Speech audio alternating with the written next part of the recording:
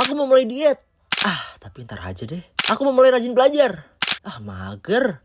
Rebahan dulu kali ya. Aku mau mulai stop tidur malam-malam.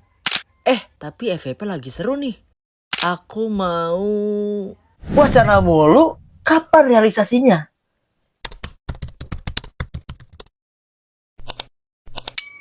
Hello guys, welcome back to my channel. Kenalin, nama gue Jeremy, seorang anak non privilege yang ingin membantu orang lain untuk menjalani hidupnya. Gue membahas konten life tips, life hack, dan juga productivity dari sudut pandang orang yang tidak berprivilege. Buat lo yang suka sama konten gue, monggo subscribe. Kita kembali lagi di segmen BBB, bahas buku bareng.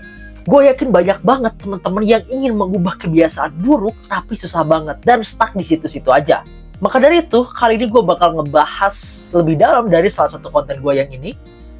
Ya, gue akan membahas buku yang bernama Atomic Habits. Gue akan membahas beberapa poin penting yang gue temukan dari buku ini. So, let's start. Yang pertama, ada hukum 1% atau jadilah lebih baik perharinya cukup dengan 1%.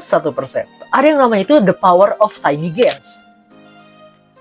Buku ini argue, lu ingin menjadi lebih baik, lu gak harus start langsung dari hal-hal besar. Lu mulai dari kebiasaan kecil aja dulu. Misalnya, lu ingin punya badan bagus, lu gak harus langsung ke gym. Dari hal-hal kecil aja, misalnya lu workout di rumah, push up, sit up, dan sebagainya. Dan ketika lu udah terbiasa, baru lu memutuskan untuk ke gym gitu. Dan kalau lu misalnya membiasakan kebiasaan baik 1% per harinya, dalam 1 tahun lu bisa jauh lebih baik itu 36%. Dan bayangin misalnya lu 2 tahun atau 3 tahun melakukan kebiasaan baik, itu lu bisa 100% kebiasaan lu berubah. Dan kebiasaan baik ini sifatnya compounding, artinya berlipat.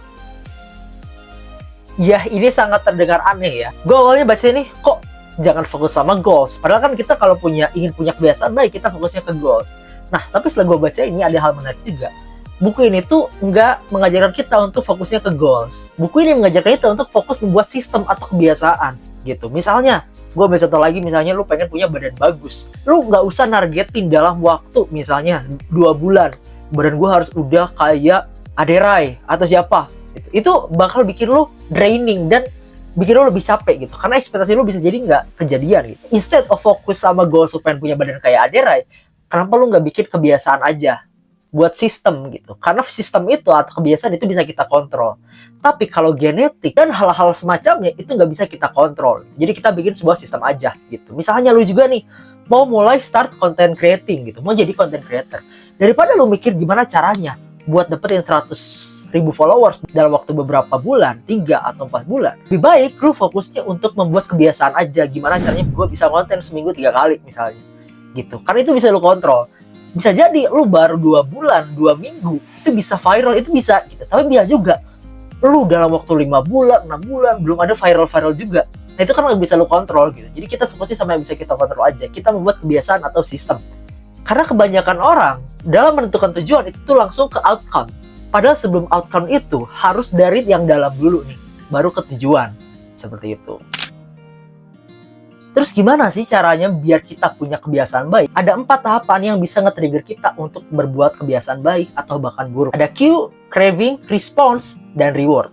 Gue jelasin satu persatu. Kalau diterjemahin, 4 hal ini tuh bisa jadi obvious, easy, atraktif, dan satisfying. Nah, buat yang obvious ini cue ya.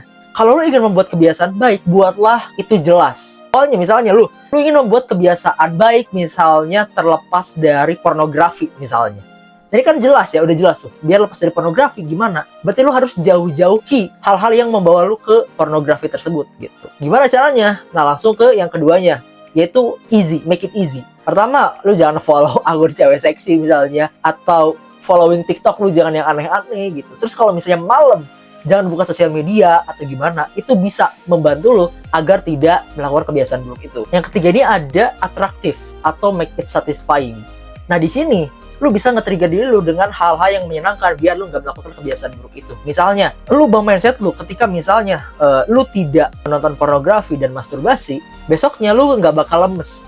Nah, itu kan membuat lu lebih happy sebenarnya gitu kan.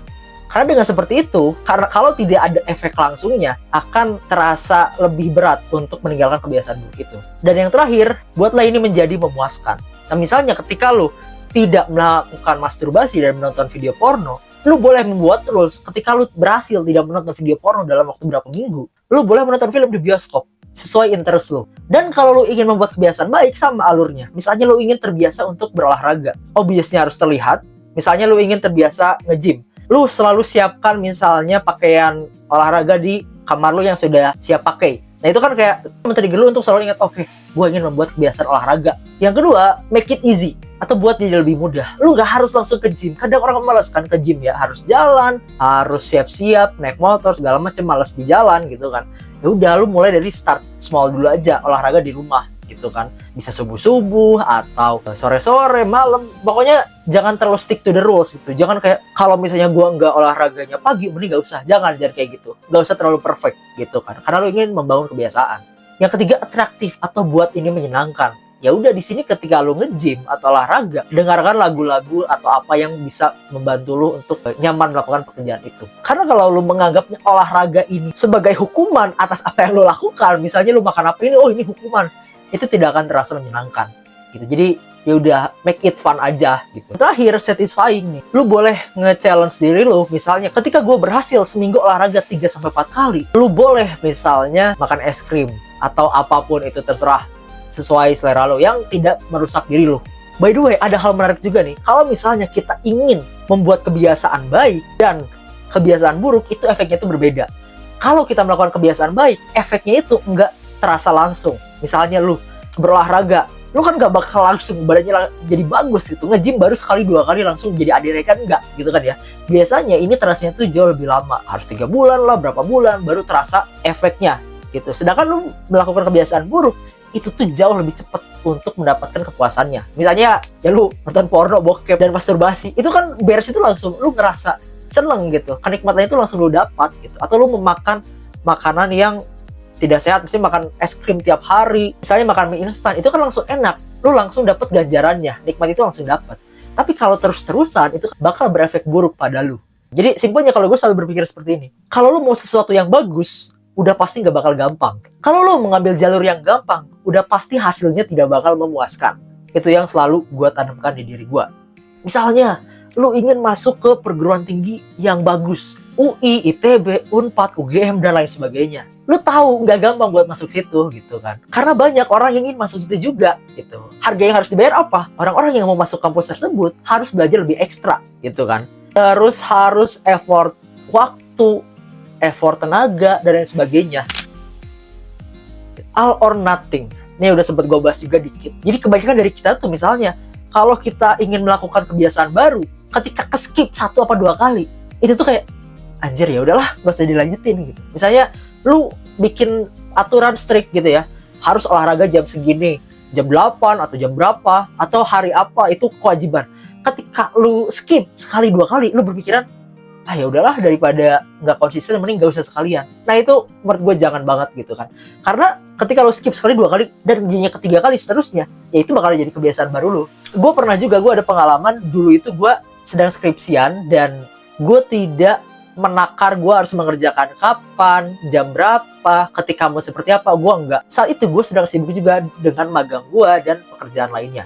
Nah gue rulesnya adalah setiap hari tetap harus ada progres. Jadi gue mengerjakan skripsi itu ketika memang ada waktu. Misalnya gue baru ngerjain apa nih, beres jam 12:30, jam 1 ada meeting, ya udah gue kerjain aja 30 menit itu gitu. Jadi nggak harus misalnya 1 jam lah, 2 jam lah, ya kalau bisa bagus. Tapi ketika ada kesempatan buat tetap konsisten tapi nggak lama atau frekuensinya tidak sesuai plan lu, ya udah tetap aja jalanin gitu. Misalnya lu nggak ada waktu buat olahraga, biasanya lu olahraga 1 jam, tapi ini aduh gue cuma bisa 15-20 menit.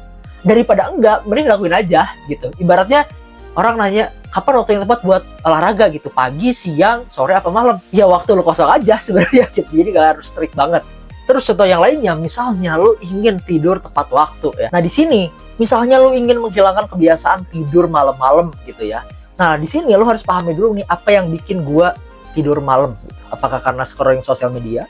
Atau karena gua kurang capek? Gitu kan, ada ya orang yang susah tidur karena masih seger gitu kan. Nah dari sini lu bisa buat kebiasaan yang bikin lu mudah untuk tidur lebih cepat. Misalnya lu bikin timer nih dari jam berapa sampai jam berapa HP lo itu sleep mode atau apa, jadi ada pengingat gitu, ada alarm apa gimana gitu kan. Terus misalnya kalau lu harus capek dulu baru bisa tidur, ya udah lu biasain misalnya sorenya olahraga atau sebelum tidur, itu bisa. Itu karena ada triggernya nih. Kalau itu jadi kebiasaan, it's gonna be a good habit for you. Memang tidak mudah untuk mengubah kebiasaan buruk menjadi baik gitu ya. Mengubah kebiasaan itu sulit lah. Kadang kita ada yang udah dipupuk dari kecil gitu kan, udah sulit diubah. Tapi gue yakin semua orang bisa menjadi versi terbaik dari dirinya.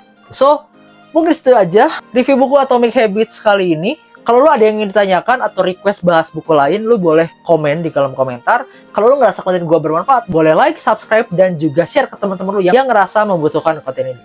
Oke, segitu aja dari gue Jeremy. Sampai jumpa di video-video selanjutnya. Adios.